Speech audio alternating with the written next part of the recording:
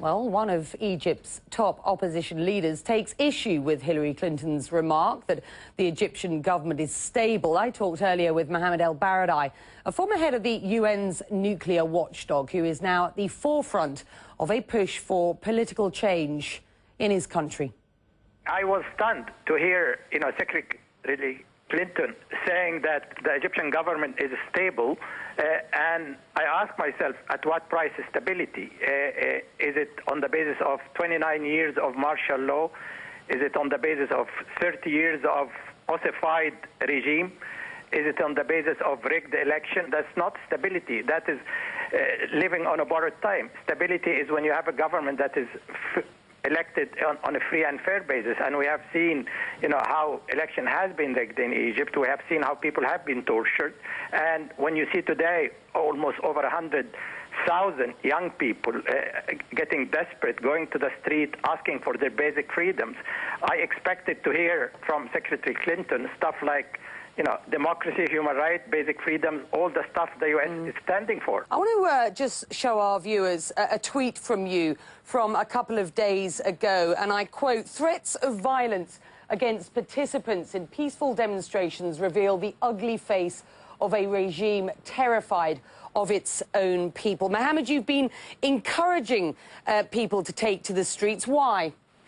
Because I've been, Becky, trying for a year to engage the regime through peaceful means by collecting signature on demands for free and fair election, for opening the door for Egyptians to run for presidency, for having parliament that's representative of the people. When you have a parliament right now that have opposition of 3%, you are really insulting the intelligence of the people by trying to say this is a democratic system. I wonder whether it's responsible to encourage people to take to the streets in protest that could turn deadly, and also wonder why you haven't, Mohammed, taken part. Well, I didn't ask for people to take to the street, Becky. This was completely initiated by the young people. I haven't taken part because we have to have division of labor. I can't get access to the media while I'm in Egypt. I'm completely blocked from getting access to the media, and I think it's important for me to continue to speak about the plight of the Egyptian people, and unfortunately I have to get out of Egypt to be able to speak about the plight of the Egyptians.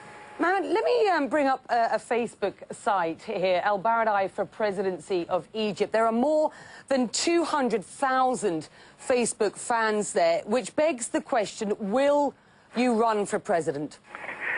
Becky, the priority for me is to shift Egypt into a democracy, is to catch up with the 21st century, to get Egypt to be a modern and moderate society, and respecting human rights, respecting the basic freedom of the people. Whether I run or not, that is totally irrelevant, and I made it very clear I will not run under the present condition when the deck is stacked completely. Mohammed, was the Jasmine revolution that we've seen in Tunisia just the start of things to come in the region? It sent a message everywhere to the Arab world, Becky, that, to quote Barack Obama, yes, we can. That it is doable. Then that we can be empowered as people to change a system that is ossified, that is completely repressive of our own basic rights. Do you fear for your own safety at this point? Well, that's a good question. There was an edict against me, a couple of weeks ago, basically saying that my life should be dispensable because I'm defying the ruler. So I have no security when I go to Egypt. I'm going to Egypt in the next few days, and this is a good question, Becky. But you have to be with your people.